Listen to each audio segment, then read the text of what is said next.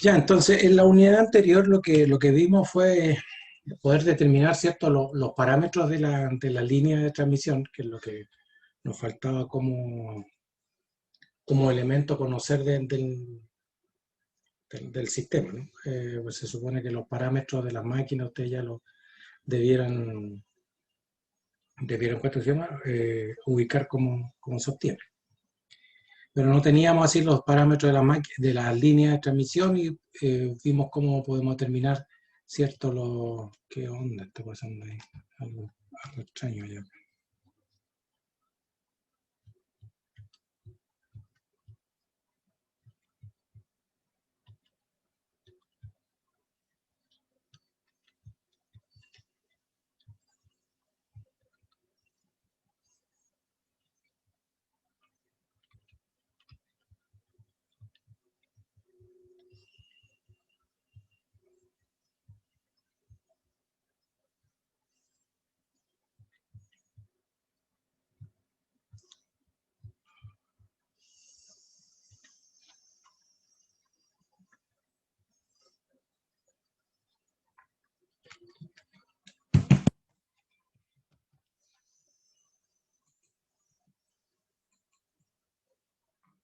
Ya no sé qué pasa con esta cosa que está media loca.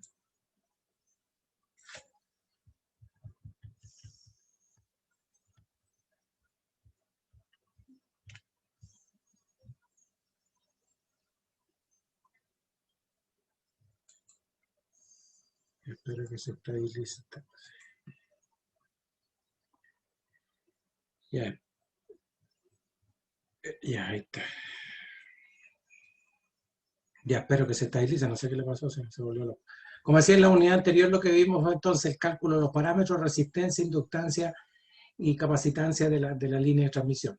Ya sabemos cómo determinar los parámetros, pero para poder desarrollar el análisis de un sistema eléctrico no nos sirve solamente los parámetros, sino que tenemos que tener algún modelo, una representación, ¿cierto? Para poder trabajar en el papelito y tener una representación del sistemita y ahí nosotros poder hacer los cálculos que correspondan, ¿no? Entonces, como dije, aquí lo que fundamentalmente vemos son lo de las líneas, porque teóricamente la de las máquinas, ¿cierto? Ustedes debieran haberlo visto en máquina o en conversión. Entonces, partimos con los modelos de los componentes. Aquí lo vamos a recordar si después algunos, ¿cierto? Como son los modelos de las máquinas, ¿cierto? Y, para poder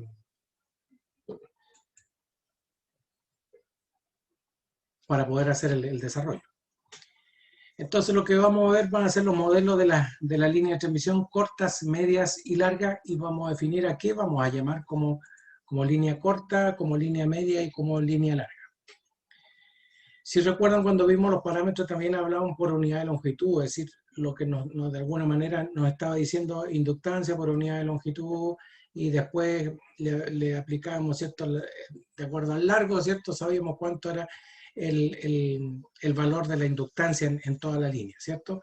Entonces eso de alguna manera como que nos sugiere, ¿cierto? Que dependiendo del largo es el valor, por lo tanto podría interpretarse también como que el valor de la inductancia o de la resistencia o de la capacitancia va variando a lo largo de la línea, ¿no?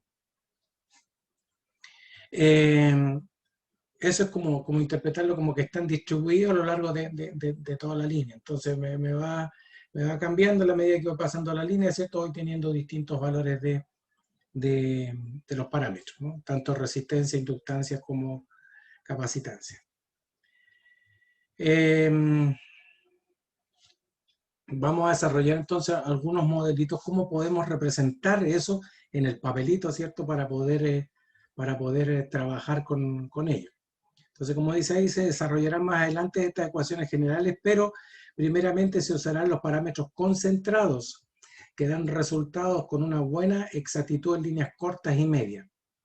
Es decir, ya no vamos, parámetro distribuido significa que en la medida que voy variando, ¿cierto? En el largo de la línea, el valor del parámetro me va cambiando, ¿cierto? Eso es distribuido, que está distribuido a lo largo de toda la línea. Pero vamos a trabajar en los dos primeros modelos, que son líneas cortas y líneas medias, como parámetros concentrados. ¿Qué significa? Es como representar, es como tomar las resistencias que ustedes toman en el laboratorio, ¿cierto? Toman un valor de la resistencia y la ponen ahí. Entonces está todo el valor de toda la línea, va a estar concentrado en ese valor de ese parámetro, inductancia o capacitancia, ¿ya? Eso es parámetros concentrados, que tomo un solo valor y lo represento en un monito, ¿ya? ¿Qué vamos a entender para poder diferenciar esto? ¿Qué usamos para cuándo es línea corta, cuándo es línea media y cuándo es línea larga? Dice, si la línea aérea se clasifica como corta, la capacitancia en derivación es tan pequeña, la capacitancia, recuerden que la capacitancia era como ficticia, ¿no? Por el hecho de haber un voltaje, una diferencia potencial aplicada, ¿cierto? Eso se comportaba como una capacitancia y había una capacitancia puesta ahí. Entonces la capacitancia en derivación es tan pequeña que se puede omitir por completo con una pérdida de exactitud pequeña y solo se requiere considerar la resistencia y la inductancia en serie para la longitud total de la línea. Es decir, cuando tengamos un modelo en línea corta, además nos vamos a guardar en el bolsillo el parámetro capacitancia. Ustedes como ingenieros tienen que saber que aun cuando sea línea corta, ese parámetro existe y existe por el hecho de que está aplicada una diferencia potencial. Pero para efectos de cálculo, esa diferencia, que la consideremos o no la consideremos, es tan pequeña que para efectos nuestros los electricistas preferimos no considerarla y simplificamos el cálculo, teniendo claro, otra vez, que el parámetro va a estar ahí, ¿ya? Pero que no nos afecta significativamente en el resultado final. El modelo que vamos a utilizar para las líneas cortas y medias es este modelo que está acá, que se conoce como modelo pi. Pi por la forma, ustedes saben cómo se hace el pi, ¿no? Dos rayitas y una arriba, ¿sí? Aquí están las dos rayitas y la raya arriba. Entonces se le llama modelo pi. También hay otro modelo, que es el modelo T, que tiene aquí en el medio la capacitancia, y aquí a los lados tiene resistencia, inductancia y resistencia, inductancia, ¿ya? Si se fijan, el modelito este tiene la capacitancia media acá y capacitancia media acá. Es decir, el valor total de la capacitancia de la línea la dividimos en la mitad, la ponemos al principio y la otra mitad la ponemos al final. Es el modelo pi. Y obviamente en el centro, en la rama serie, ¿cierto? Estas son las ramas paralelas. En la rama serie va la resistencia y la inductancia. Este es el modelo general que vamos a utilizar. Y como decía, para cuando consideremos líneas cortas, nos guardamos estos dos parámetros, o sea este parámetro de capacitancia, y vamos a trabajar solamente con la rama serie, ¿ya? Como se muestra en la figura anterior, dice una línea de longitud media se puede representar con suficiente exactitud con RL como parámetros concentrados, ahí, con la mitad de la capacitancia al neutro de la línea concentrada en cada terminal del circuito equivalente, medio adelante y medio al final. Eso nos da la capacitancia total de la línea, ¿ok? Es el modelito que vamos a usar. Por lo general, dice, la conductancia en derivación G se desprecia cuando se calcula el voltaje y la corriente de línea de transmisión de potencia. Si los capacitores se omiten, el mismo circuito representa las líneas cortas, como decía. Entonces ese modelito lo adaptamos para líneas cortas. En lo que se refiere a capacitancia, se consideran como cortas las líneas de 60 Hz, en el caso nuestro líneas de 50 Hz, conductor abierto que tienen menos de 80 kilómetros, es decir, vamos a considerar líneas cortas todas aquellas que lleguen hasta 80 kilómetros. Y aquí también es una aproximación. Los 80 kilómetros son como referenciales. Si ustedes tienen una línea de 90 kilómetros, de 100 kilómetros y quieren usar el modelo de línea corta, también normalmente uno lo hace para hacer unas aproximaciones de los cálculos que está haciendo. Si tiene menos de 80, obviamente usa el modelo de línea corta, pero no significa que sea 80, si es 81, no, tengo que usar el otro modelo. No, ahí uno más o menos ve qué es lo que realmente necesita. Si necesita un poquito más de exactitud, usa el modelo pi, ¿cierto? Y si no, usa el modelo de pi modificado, que es sacarle la capacitancia, ¿ya? Entonces ese 80 así como un valor referencial. Después las líneas medias las vamos a considerar aquellas que están entre 80 kilómetros y 240 kilómetros de longitud. Lo mismo. No porque sea de 241 me tengo que pasar de inmediato a un modelo de línea larga, que la vamos a trabajar con parámetros distribuidos. Puede ser 300 kilómetros, yo también podría estar usando el modelo de la línea media, dependiendo de lo que voy a analizar. Esos son valores referenciales, ¿no? Entonces digo más o menos entre 80 y 240 línea media, menos de 80 línea corta y más de 240 línea larga. Eso es como referencia, ¿ya? Insisto en que si son valores muy aproximados a eso, yo decido si uso un modelo u otro modelo. ¿Estamos? Profesor, Sí, dígame. hay un compañero que dice si lo puede aceptar. Javier se llama, en la reunión. Pero si a todos los acepto, hijos, no tengo ninguna lista de espera, o sea, no tengo sala de espera. No uso sala de Ya, espera. Ustedes llegan y entran, a nadie lo... ya, le voy a decir. Algo tiene con su computador porque yo no tengo sala de espera. Entrando con el código, entran. Ya, entonces, teníamos más o menos definido cuáles son los largos de las líneas, como decía. Y como dice ahí, las líneas que tienen más de 240 kilómetros requieren de cálculo en términos de constantes distribuidas. Y ahí vamos a considerar tramo por tramo. Pero igual vamos a hacer una aproximación para simplificar los cálculos. Si se necesita un alto grado de exactitud, aunque para algunos propósitos se puede usar, dice, una representación de parámetros concentrados para líneas de hasta 320 kilómetros de largo. Y como decía, ahí yo veo, mira, ¿sabes que necesito una aproximación? ¿Cuántos kilómetros tiene la línea? 300 kilómetros, ya perfecto. Usemos mientras un modelo de línea media que es más simple de utilizar, ¿ok? Así que eso queda un poquito a criterio. Pero vamos a presentar los tres modelos. Normalmente las líneas de transmisión se operan con cargas trifásicas balanceadas. Aunque las líneas no estén espaciadas equiláteramente y no estén transpuestas, la asimetría resultante es ligera y se considera que las fases están balanceadas. Es decir, además, las cargas, y es normal, las cargas normalmente son desbalanceadas, no sé que sea una carga muy específica, que son puros motores, entonces uno supone que todos los motorcitos están, como son trifásicos, ¿cierto? Están todos balanceados. Pero no siempre se alimentan solamente cargas trifásicas, sino que dentro de la misma línea trifásica se sacan un par de líneas monofásicas para alimentar ciertos consumos y que son variables. Entonces, no siempre la carga es tan balanceada. Pero ese desbalance, normalmente siendo transpuesta la línea y todo el cuento, no son tan significativos, ¿ya? Tendría que ser mucho el desbalance como para que se note, ¿ya?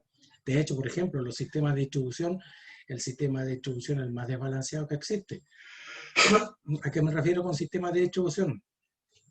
Son los que nosotros tenemos en la ciudad, ¿no? Arriba hay unas líneas que van horizontales, esas son las líneas de media tensión, y de ahí se bajan a las 5 líneas que van por los postes en los costados, ¿cierto? En forma vertical, y de ahí se van alimentando las casas. Una fase a una casa, la otra fase a la otra, y la otra a la otra, y así se van intercalando.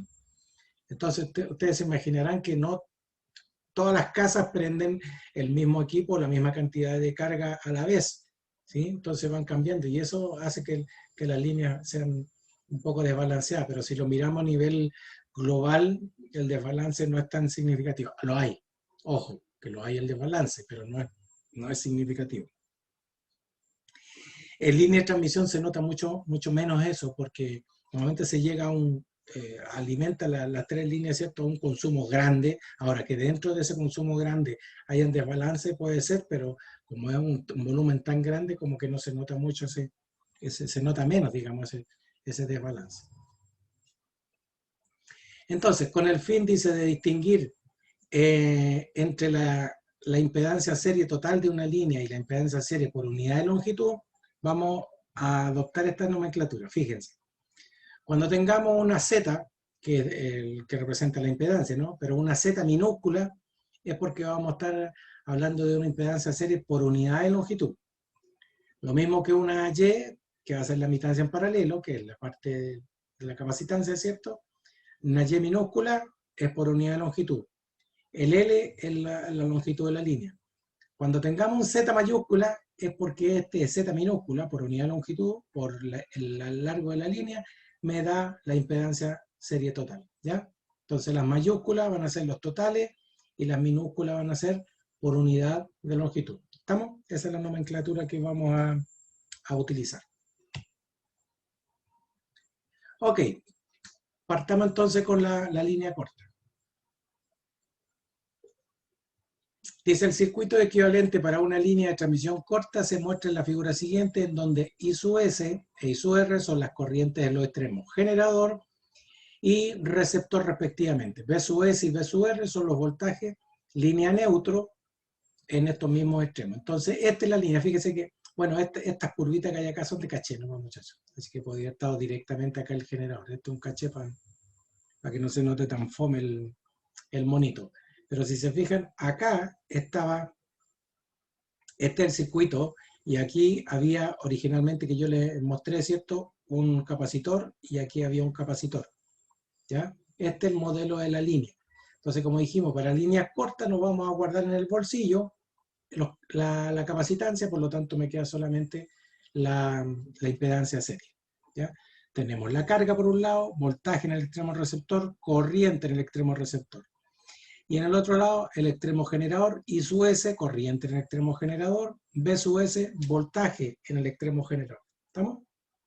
Así que el circuito es un picante circuito serie que no tiene mucha ciencia. Aparentemente. Profe, ¿Qué? Diga. profe, Bien. Gabriel. Gabriel, dime.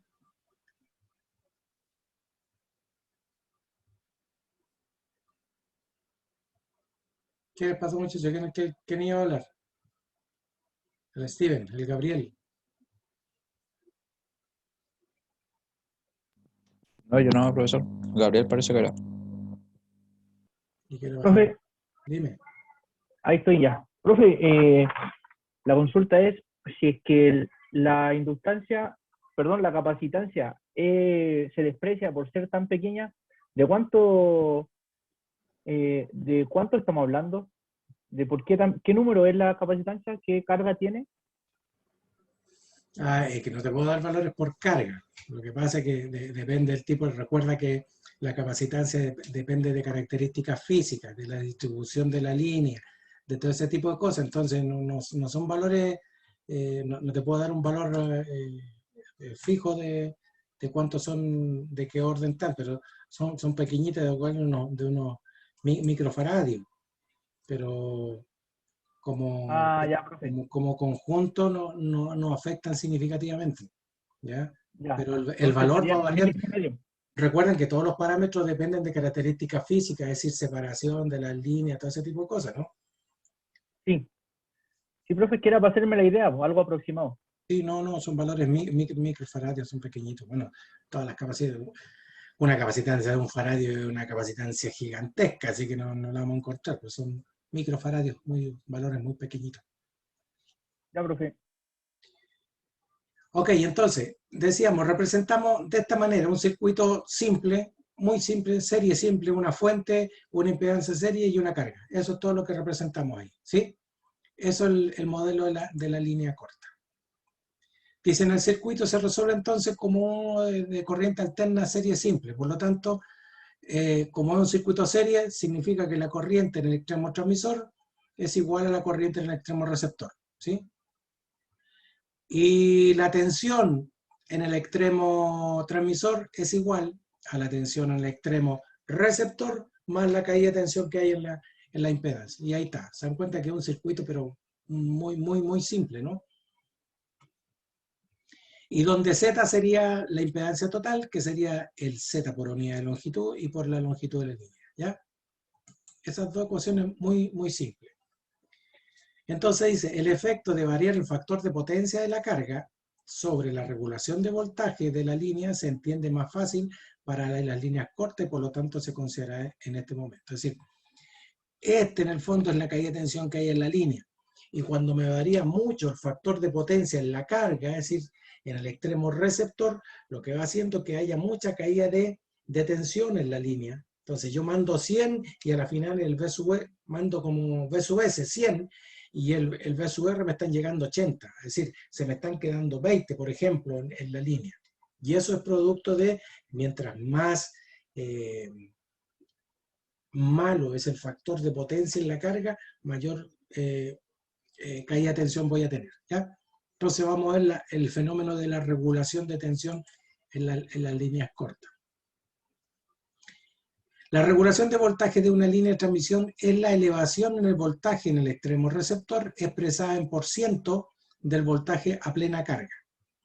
Cuando se quita la plena carga a un factor de potencia específico, mientras se mantiene constante el voltaje en el extremo generador. Por lo tanto, como expresión, este párrafo se puede escribir de esta manera. Esto es lo que vamos a entender como % de regulación. V sub R NL dice, este es el voltaje en el extremo receptor sin carga, no low, ¿ya? Esto está en gringo ahí.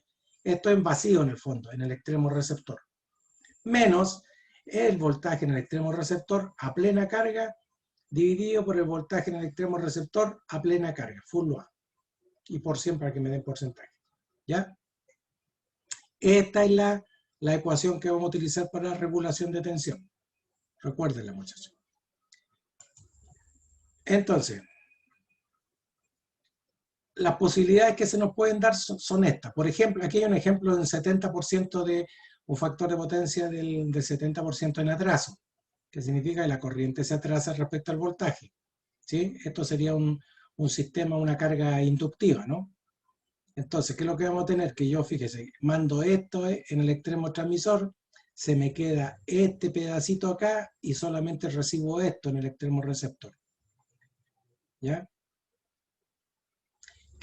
¿Cuál es nuestro ideal?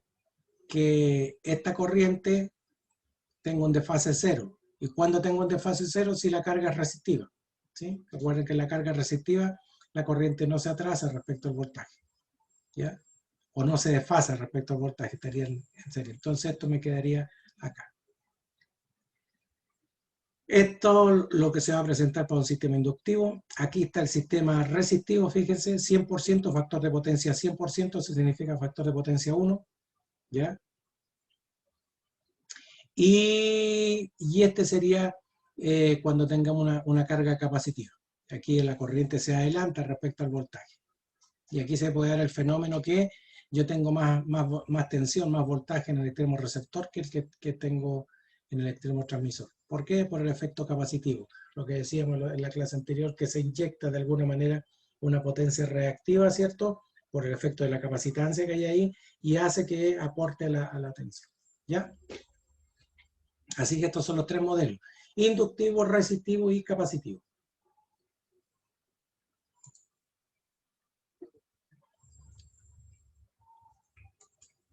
Bueno, esto dice que están dibujados para las mismas magnitudes de voltaje en el extremo receptor y transmisor. Ahí no. Voy pasando más rápido, chicos, muchachos, porque si no la máquina nos va a pillar y no vamos a alcanzar a pasar la materia. En todo caso, todo esto lo tienen en los apuntes, así que ustedes lo pueden volver a repasar y en la clase siguiente me preguntan. Un voltaje aún más pequeño en el extremo generador se requiere para mantener un voltaje dado en el extremo receptor cuando la corriente en este extremo adelanta el voltaje, que es el caso de cuando la carga es capacitiva, ¿no? La caída de voltaje en la impedancia serie, la línea es la misma en todos los casos, sin embargo, debido a los diferentes factores de potencia, la caída de voltaje se suma al voltaje en el extremo receptor a un ángulo diferente en cada caso. Eso depende de cada factor de potencia de la carga. Por lo tanto, la regulación de voltaje es mayor para factores de potencia en atraso y menor, y aún negativa, algunos negativa, para factores de potencia en adelanto, es decir, capacitivo e inductivo.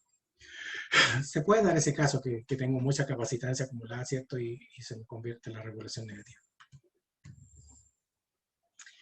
La reactancia inductiva de una línea de transmisión es mayor que la resistencia, y el principio de regulación ilustrado en la figura anterior es válido para cualquier carga alimentada por un circuito predominantemente inductivo. Y de hecho, muchas veces cuando analicemos circuitos, ni siquiera vamos, o sea, depende del análisis que yo esté haciendo, ni siquiera vamos a considerar la resistencia, simplemente vamos a considerar la reactancia, vamos a trabajar solamente con reactancia. Eso porque siempre la reactancia es mayor que la resistencia. Pero obviamente si el análisis que estoy haciendo, por ejemplo, estoy haciendo un análisis de pérdida, no puedo guardarme en el bolsillo la resistencia, tengo que considerar la resistencia, ¿ok? Así que eso depende de lo que yo esté analizando, esos son los parámetros que me puedo guardar en el bolsillo o no me puedo guardar en el bolsillo. Dice, al dibujar los diagramas fasoriales, las magnitudes de las caídas de voltaje y su R por R e I su R por XL, para una línea corta, han sido exageradas con respecto a B sub R con el fin de ilustrar más claramente los puntos estudiados. El dibujito está un poquito exagerado y solamente para mostrar el efecto, ¿ya? La relación entre el factor de potencia y la regulación para las líneas largas es similar a la de líneas cortas, pero no es fácil de visualizar. ¿Por qué? Porque son parámetros distribuidos. Recuerden que dijimos que íbamos a considerar parámetros distribuidos. Pero ya estamos acostumbrados a hacer ciertas modificaciones a los sistemitas para que nos simplifiquen los cálculos, ¿ya? Ok, bajo ese concepto, ¿cierto? Vamos a ver un par de ejemplos para ilustrar esto. Dice, un generador trifásico de 300 MVA, 200 kV, tiene una reactancia subtransitoria de 20%. El generador alimenta cierto número de motores sincrónicos, esa va a ser la carga, a través de una línea de transmisión de 64 kilómetros. Como es 64 kilómetros, vamos a utilizar un modelo de línea corta, que tiene transformador en ambos extremos, como muestra el diagrama lineal de la figura. Y aquí está la figurita. Generador, transformador 1, línea de 64 kilómetros, transformador 2, barra, y acá están los motores, dos motores. Un motor conectado en estrella, neutro aterrizado a través de una reactancia, el otro motor conectado en estrella, no aterrizado. Esto no es común. Normalmente uno aterriza el neutro, pero para efectos del ejercicio vamos a suponer que está en estrella solamente. El generador también conectado en estrella y en neutro aterrizado a través de una reactancia. Los transformadores conectados en delta estrella, estrella aterrizada, y en el otro lado, obviamente, estrella delta, estrella aterrizada. ¿Ya? Eso es lo que tenemos ahí.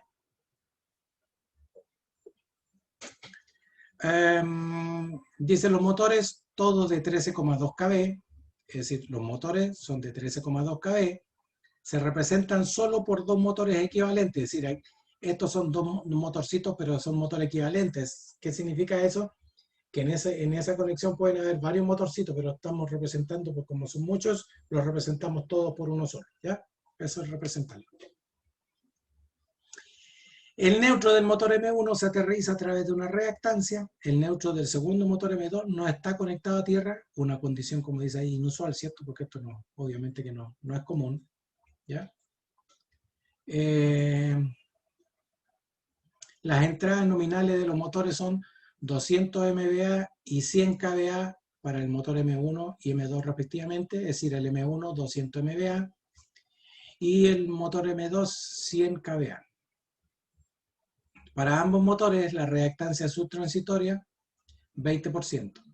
El transformador trifásico T1 tiene los valores nominales de 350 MVA, aquí está equivocado, porque el T1 es 20-230, ¿ya?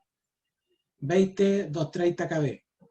¿Por qué digo eso? Porque el primario está conectado al generador, y el generador está generando en 20 kV. Por lo tanto, no puede haber 230-20, ¿ya? 20-230, hay que dar vueltas.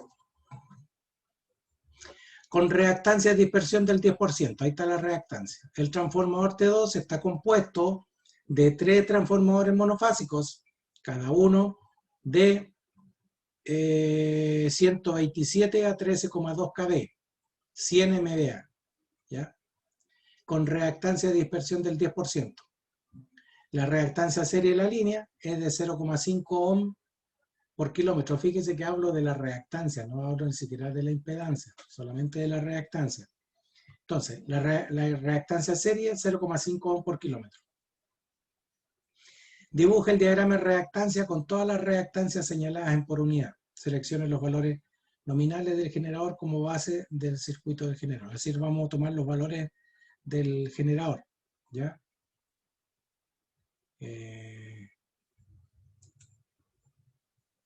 Entonces, ¿cómo vamos a resolver esto? Ahí se me quedó pegada una línea.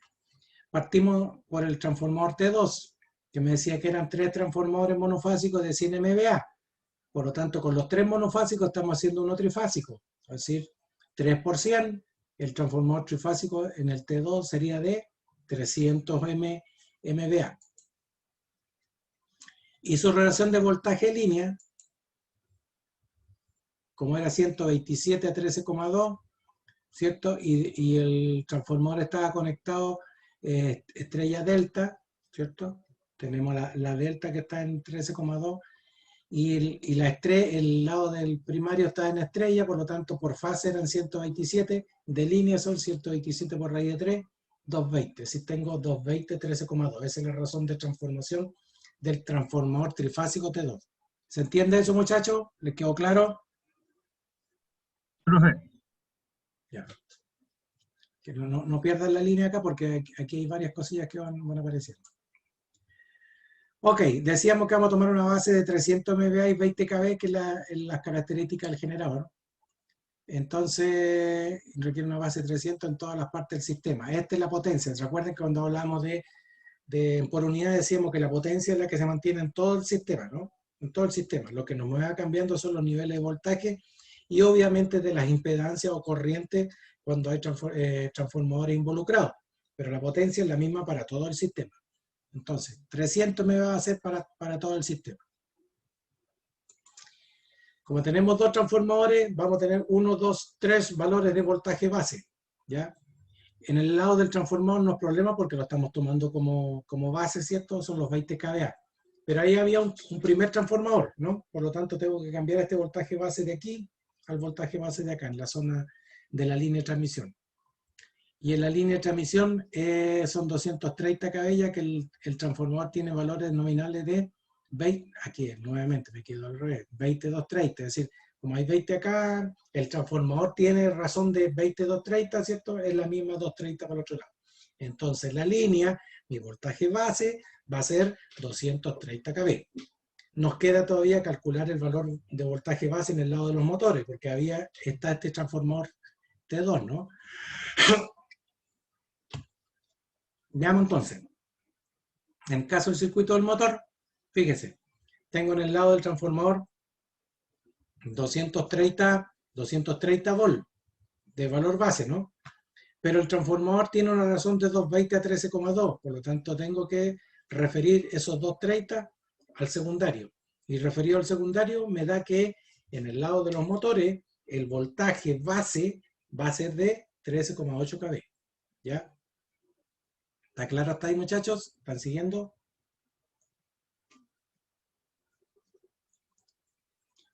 Ok, entonces, tenemos los 3 voltajes base. En el lado general 20 kV, en la línea 230 y en el lado de los motores 13,8. Voltajes base. La potencia 300 MVA para todo. Estas bases dice, se muestran entre paréntesis el diagrama lineal. No sé si se fijaron que en el monito aparecían unos valores entre paréntesis, si era para identificarlos, ¿no? ¿Ya? La reactancia de los transformadores convertida entonces a la base apropiada serían, para el caso del transformador T1, ¿qué es lo que nos cambiaba? ¿O qué nos cambia? Solamente la parte potencia, ¿no? Porque el transformador T1 es de 350 MVA. O sea, el valor de 0,1 o de 10%, que era el valor que me dieron de la reactancia, está dada en base propia. Recuerden que les dije, los valores de los parámetros de los distintos elementos de un CEP normalmente se dan en base propia. ¿Qué significa base propia? El voltaje para el cual está hecho y la potencia para el cual está hecho. ¿Ya? Entonces, como los voltajes son del transformador T1, eran 20 kV, 230 kV, eso no nos cambia porque tenemos los mismos valores de voltaje base, ¿no? Pero las potencias no, porque la potencia base son 300 y la del transformador son 350. Por lo tanto, cambiamos la reactancia de su valor propio, ¿cierto?, a la nueva base de 300 MVA. Y eso nos da un valor de reactancia de 0,0857 en por unidad. Para el caso del transformador 2, la misma historia, dado en base propia, y el transformador está con valor de 13,2 kV, y el voltaje base era 13,8. Pero se acuerdan que eran 3 transformadores monofásicos de 100 MVA, entre los 3 me daba 300 MVA, que es el mismo valor de potencia base, por lo tanto la potencia no me cambia, pero sí me cambia el voltaje, fíjese, 13,2 es el transformador, 13,8 es la base, por lo tanto solamente cambiamos voltaje, ¿ya? Ese cambio de base ya lo tienen que tener claro ustedes. Ya hicimos pruebas de eso y hicimos ejercicios de eso. Entonces, no cambiamos, o si ustedes quieren poner la potencia acá, pero le va a quedar 300 dividido por 300. Eso es 1, así que no se altera. Entonces, en el transformador T2 cambiamos solamente el voltaje. 0,0915 en por unidad. ¿Qué ventaja tiene esto? Que ahora ya me olvido de la razón de transformación, ahora voy a trabajar con la reactancia simplemente. ¿Ya? Entonces, la impedancia base de la línea era de 0,5 parece, ohm por kilómetro. Lo primero que tenemos que hacer es calcular la impedancia base en ese sector, que son los kV base dividido por los MVA, ¿cierto? Los kV eran 230 al cuadrado dividido por los MVA 300. Eso me da una impedancia base de 176,3 ohm. Por lo tanto, la reactancia de la línea eran 0,5 efectivamente, ohm por kilómetro, y la línea era de 64 kilómetros, por lo tanto aquí está el valor total de la reactancia de la línea, dividido por el valor base, me da en por 1, 0,1815 en por unidad. Ya tengo la de los transformadores, tengo la de la línea. ¿Ya? En el caso del motor, ahí en el caso del motor 1 son de 200 MVA. Aquí parece que tengo un error, parece, no sé. No, en el caso del motor M1 son 200 MVA. Y la potencia base son 300, por lo tanto hay que cambiar potencia. Los motores son de 13,2 y el valor base de 13,8, por lo tanto aquí hay que cambiar también voltaje. ¿Ya? Así que hay que hacer la ecuación completa, el cambio completo. Entonces el motor 1 me queda con una reactancia 0,2745 por unidad. Para el motor 2, esto es lo que le decía, ya esto eran MVA, si algo me acuerdo. Ahí yo me equivoqué en el enunciado, muchachos, en vez de 100 kVA son 100 MVA. ¿Ya? Esta es la potencia del motor M2, 100 MVA. Porque si hubiesen sido kVA, aquí hay que ponerle, esto sería 0,1 MVA. Sí, 0,1 MVA. Ya, pero estamos trabajando, perdón, sí, está bien, 0,1. Son 100 MVA, ya hay que cambiar el enunciado y corrijan por favor el enunciado. Entonces, también cambia la potencia y también me cambia el voltaje, por lo tanto lo cambio completo. 0,5490 por unidad. Ya tengo la del motor, tengo la del transformador 2, tengo la de la línea, tengo la del transformador 1. Y esta está dada en valor propio, así que este no hay cambio de base, por lo tanto esto es 0,2 la reactancia del generador. Y fíjese lo que nos quedó ahora, nos quedó esto. Se da cuenta que este es un circuito más trabajable, ¿no? Entonces, de acuerdo a todas las técnicas de circuito que le han enseñado a ustedes, aquí ya me olvidé de la razón de transformación de los transformadores, simplemente lo represento por una reactancia. Aquí está el transformador T1, aquí está el transformador T2, aquí está la línea, y aquí están los motores, ¿ya? Y ahora aquí yo puedo hacer todo el análisis que yo quiera. Entonces vamos a ver el efecto de la... con todo esto se me olvidó la regulación donde me la estaba pidiendo. ¿Dónde me la estaba pidiendo? Ya, pero aquí lo vamos a ir analizando. Porque yo puedo calcular la regulación de voltaje a este punto, puedo calcular la regulación de voltaje a este punto, ¿cierto? Porque esto lo considero como V sub R, y esto siempre va a ser para nosotros el B sub S. ¿Ya? Entonces veamos. Hasta ahí, no, estaba pidiendo, ¿sí? Estaba pidiendo el modelo. Me pedía el diagrama nomás, creo. Ya, perfecto. Así que lo tengo asociado. Ya, entonces quédense, yo también lo voy a dejar anotado acá porque vamos a necesitar ese monito. Vamos a necesitar ese monito en el ejercicio que viene. Ya, hasta ahí estaba. Entonces, ese es el primer paso de lo que hay que hacer. ¿Está claro? ¿Alguna duda, muchachos, ahí para que no se les vaya la hebra? Porque este es el primer paso que uno hace. Profesor, yo tengo una duda de la reactancia de la línea. ¿Ya? Ese 0,5 por ahí, no sé dónde salió. El 0,5 es dato. Era 0,5 ohm por kilómetro, decía que valía la línea. Si lees el enunciado. Ah, ya. Entonces, Ya, gracias. sacamos el valor total de la línea. Como eran 64 kilómetros, multiplicamos los 0,5 por 64 kilómetros. ¿Ya? Ya. Gracias.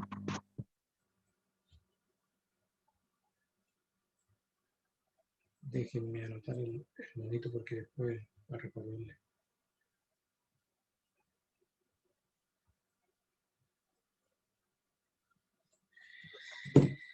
Ya, aquí está el...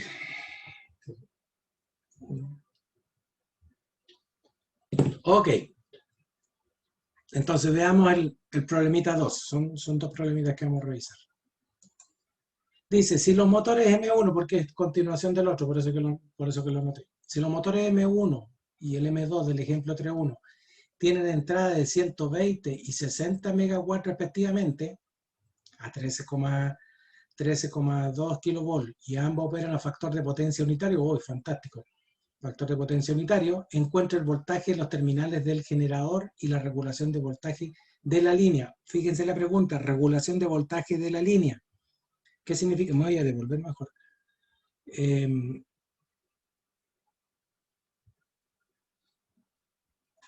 Fíjense, yo dije esto de aquí es el transformador 1, esto es la línea y esto es el transformador 2, ¿no?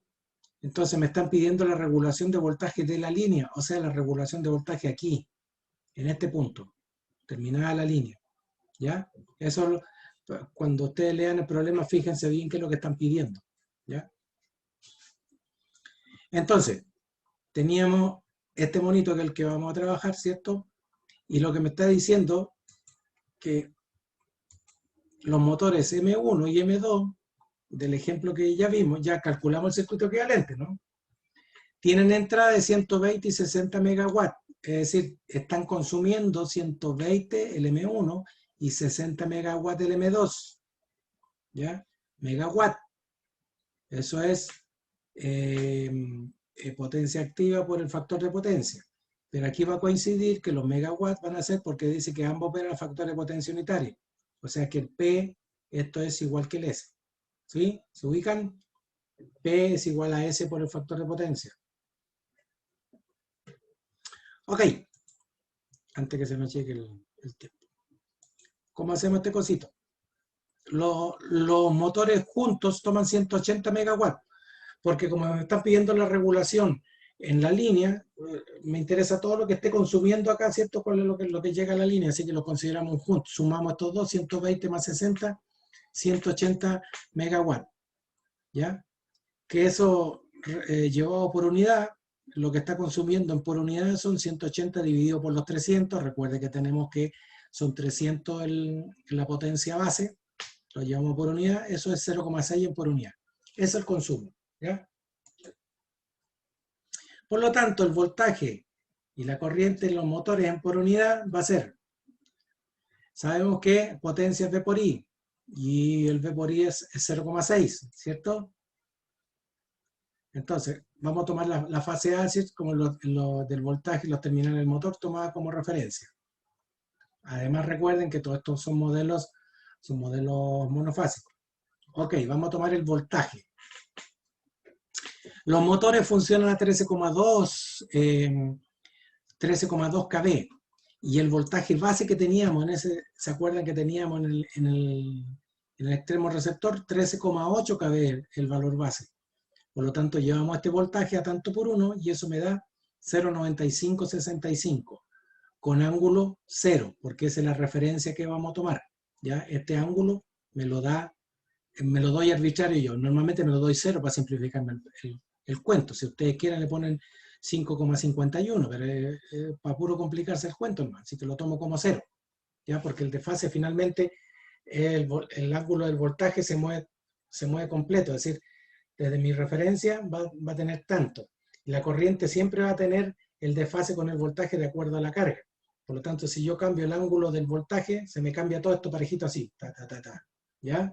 Entonces, para no complicarme, tomo ángulo 0 voltaje. Listo. No me complico la existencia. ¿Se entiende, muchachos, eso es lo que estoy diciendo, no? ¿O es muy tonto lo que estoy diciendo? Sí, profe. Ya, perfecto. Entonces, fíjense ahora. Ya teníamos que el voltaje V por I era igual a 0,6, ¿se acuerdan? Porque lo calculamos la potencia por unidad. Entonces, despejamos el I y tenemos que es la potencia dividido por voltaje. 0,6 dividido por 0,9565. La corriente, 0,62,73. ¿Ok? Hasta ahí estamos con eso. Y en este caso, ángulo 0, porque tenemos un factor de potencia unitario. ¿Ya? Si no, le pondríamos ahí el ángulo del factor de potencia correspondiente. Dice, los voltajes por unidad de la fase A en otros puntos de la figura de reactancia del problema anterior serían. Si nos vamos al punto M, ¿ya? Al punto M, ustedes tienen que tener por ahí los apuntes, ¿cierto? Tienen el monito. Fíjense dónde está el punto M. El punto M está delante del transformador T2. ¿Ya? Por lo tanto, fíjense ¿qué es lo que estamos haciendo ahí?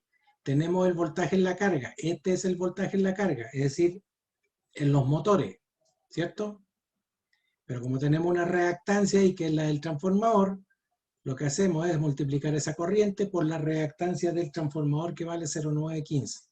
Esta es la caída de tensión en el transformador. Por lo tanto, el voltaje que hay delante del transformador es esta tensión, que es en el extremo receptor, más la caída de tensión en el transformador. ¿Se fijan?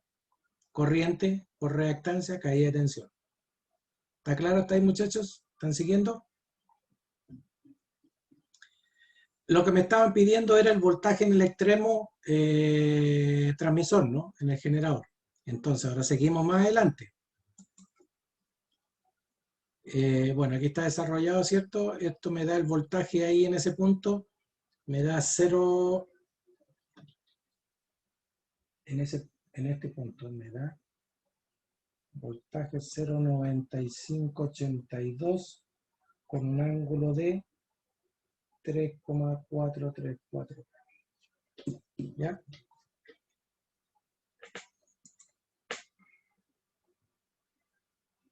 Ahora seguimos más adelante, al punto L. ¿Cuál es el punto L? El inicio de la línea de transmisión. Entonces tendría el voltaje en el extremo del motor más la caída de tensión en el transformador, digamos, la corriente por la reactancia del transformador más la reactancia de la línea. Esta es la reactancia de la línea más del transformador por la corriente, me da la caída de tensión en ese tramo. ¿Ya? ¿Se entiende hasta ahí, muchachos? Fíjese que aquí le agregamos esto más, ¿ya? Que es la de la línea.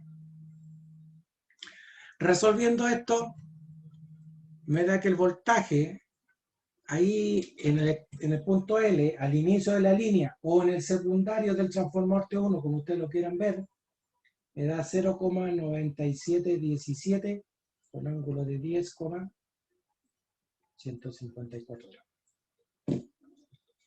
Muchachos, si se pierden, pregunten de inmediato. Es más fácil que pregunten ahora si tienen duda. Ok, pero todavía estamos en el secundario del transformador y me pidieron el voltaje en el extremo, en el generador. Por lo tanto, ahora tenemos que calcular delante en el primario del transformador. Por lo tanto, fíjese lo que agregamos acá. Aquí tenemos el transformador T2, aquí tenemos la línea y le agregamos la reactancia del transformador T1.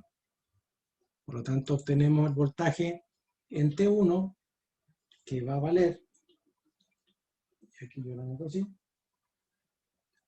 0,98, 26 con 13,236. ¿Estamos? Y aquí tengo el voltaje en el extremo del generador, 0,9826. Si yo quiero saber cuánto es el voltaje real, ¿cierto? Que es lo que tengo que hacer, multiplicar este valor en por 1 por el valor base, que en ese caso eran 20 kV. Multiplico eso por 20 y tengo cuánto es el valor del voltaje en ese extremo. ¿Ok? Como me pedían la regulación en la línea, y el concepto de regulación se recuerdan que es el voltaje en el extremo receptor, es decir, en el fondo, en el punto donde yo estoy calculando la regulación, en vacío, menos el voltaje en ese punto a plena carga y dividido por el voltaje en ese punto a plena carga, ¿cierto? El voltaje en ese punto en vacío era 0,9826. ¿Por qué? Ustedes me van a decir, pero si es el voltaje en el extremo generador, ¿no? Y aquí estoy poniendo como el extremo receptor en vacío.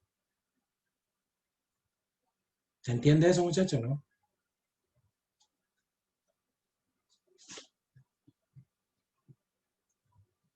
Muchachos, planeta Tierra. País Chile, Sí, ciudad profe, Antofagasta. sí, profe, porque están vacíos. Están vacíos. ¿Para todos está claro eso, muchachos, o no? No, profesor, para mí no. Eso, hablen, pues, muchachos. Yo sí. A ver, voy a...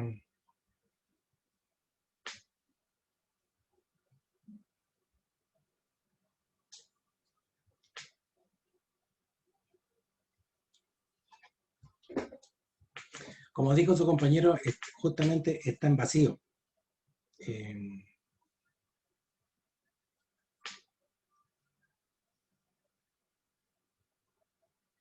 Ahí está el generador, aquí está el transformador T1, ahí está la línea, aquí está el transformador T2, y acá estaban los dos motores.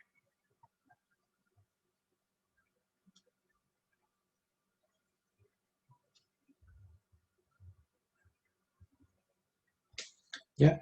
Entonces calculamos el voltaje aquí, si mal no recuerdo.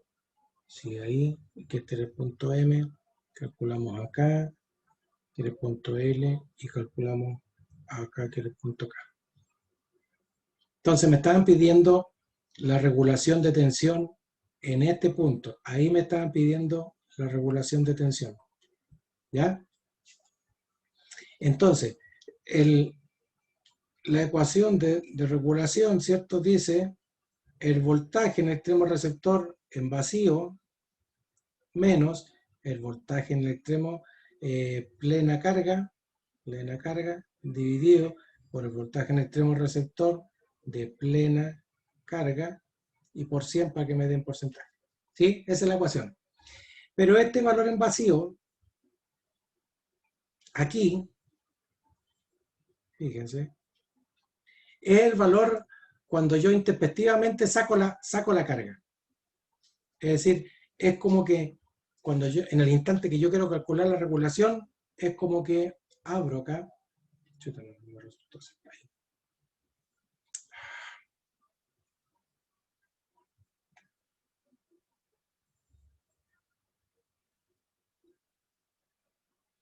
Abro ese punto. Y como yo abro ese punto, la corriente que está circulando por aquí es igual a 0, ¿no? Porque está en vacío. Por lo tanto, no circula corriente. Y como no circula corriente, la caída de tensión acá también es 0, ¿cierto? Por lo tanto, el voltaje que yo tengo acá, que es el voltaje en el extremo transmisor, es el mismo, si se fijan, como no hay caída de tensión, ese mismo voltaje se refleja acá. ¿Les queda claro todo ahora, no? Sí, profesor, ahora sí. Ese voltaje se ve reflejado ahí. ¿Por qué? Porque no hay caída de tensión. ¿Sí? Por eso que normalmente uno, o sea, de hecho se usa ese valor. ¿Estamos? Sí, sí.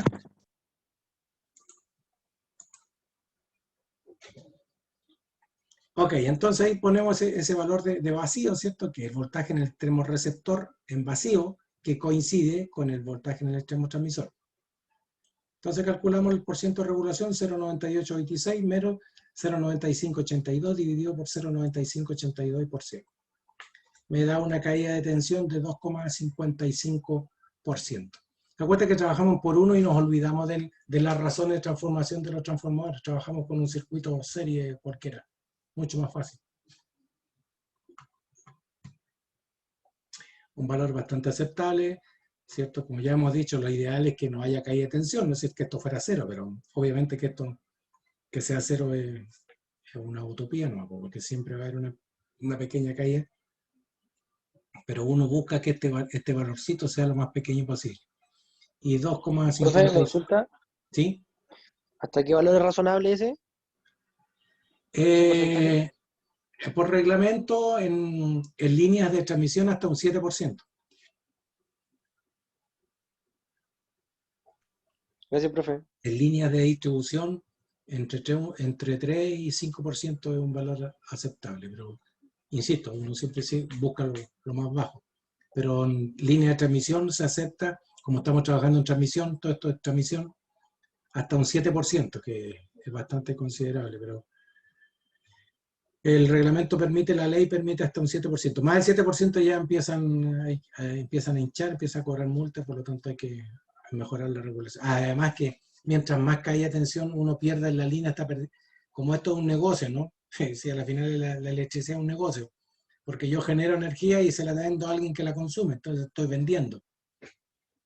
Como vendo en el punto de llegar normalmente, pucha, mando tanto y se me queda mucho en la línea, entonces pierdo plata porque tengo que generar más para poder vender lo que me está pidiendo el cliente. Entonces, lo que se trata es que las pérdidas sean lo menor posible en las líneas, ¿no? Las pérdidas y las caídas de tensión. Este es un valor bastante aceptable.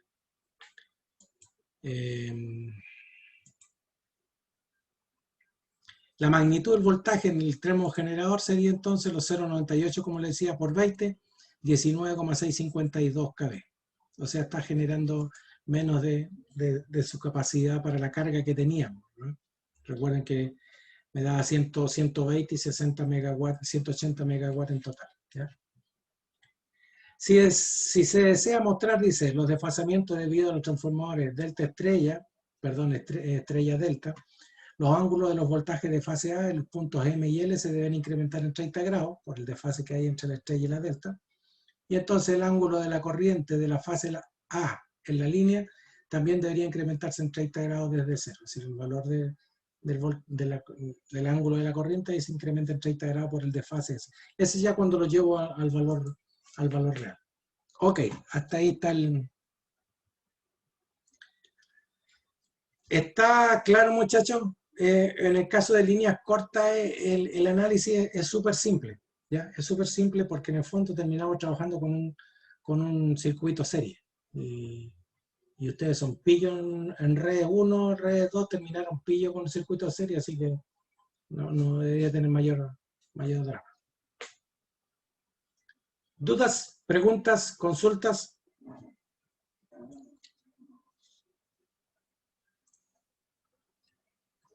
No hay ninguno, se fueron a comprar al supermercado, todo. Profesor, Dígame. yo por ejemplo soy uno de los que tomó el ramo sin esos cursos previos que se requieren. Uh-huh. Y cuando yo leí este ejemplo quedé bastante metido, porque había términos como reactancia transitoria, todas esas cosas que no sabía qué hacer con ellos. Entonces, sí, dime.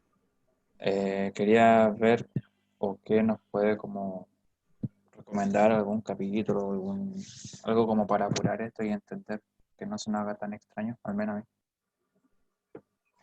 Tienes que tomar el Stevenson nomás y tomar otros capítulos del Stevenson para tratar de... ¿Se dan cuenta, muchachos? Es la razón de por qué cuando uno tiene que darles asignatura, no es que le diga no por decirle no, ¿ya? Sino porque se le ocurrió a uno decirle no, este me cae mal, así que no le voy a dar, no. Se trata de que hay conocimientos previos que ustedes tienen que tener primero para poder entender otras cosas. Entonces, por eso que cuando uno y el sistemita, que es la autoridad, no nos ha querido hacer caso, ¿cierto? Que no puede estar sin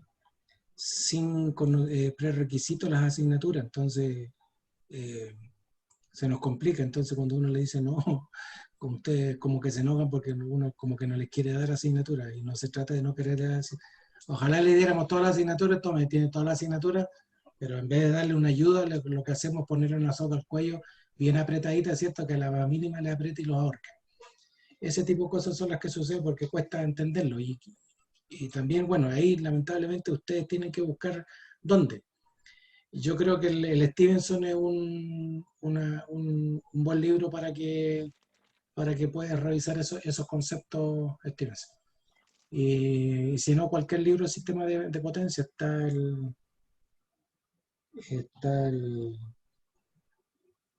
ay, se me olvidó uno que es de la serie Chaun, el Guerrero creo que se llama, que también tiene ejemplos, digamos, es explica en forma más simple, porque hay otros libros de sistema de potencia que están en inglés que le va a costar entenderlo.